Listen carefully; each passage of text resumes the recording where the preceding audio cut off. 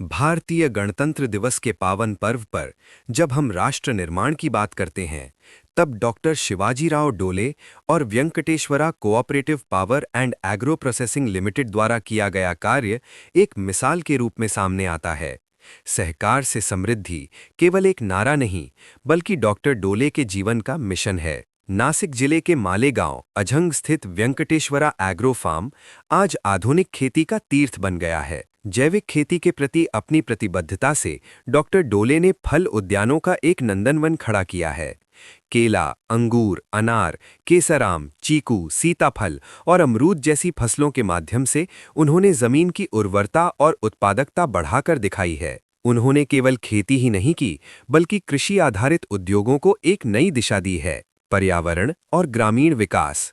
गाय के गोबर से अगरबत्ती और इको फ्रेंडली नेचुरल पेंट का निर्माण कर उन्होंने पर्यावरण संरक्षण के साथ साथ किसानों के लिए आय का नया स्रोत बनाया है।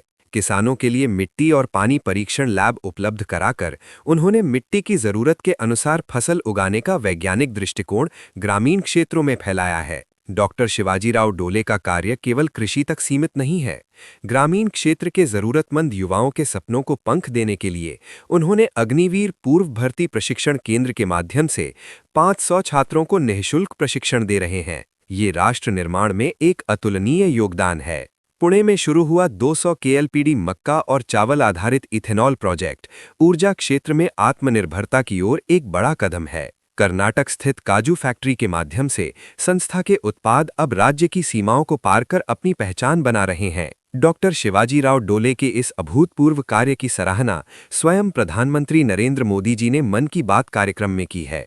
इसके अलावा उन्हें कई राष्ट्रीय सम्मानों से भी नवाजा जा चुका है। डॉक्टर शिवाजीराव डोले की संकल्पना से साकार ये वेंकटेश्वरा मॉडल आने वाले समय में महाराष्ट्र और पूरे देश के सहकारी क्षेत्र के लिए एक मार्गदर्शक स्तंभ साबित होगा। उनके इस महान कार्य और सभी सदस्यों को गणतंत्र दिवस की अनंत शुभकामनाएं। जय हिंद।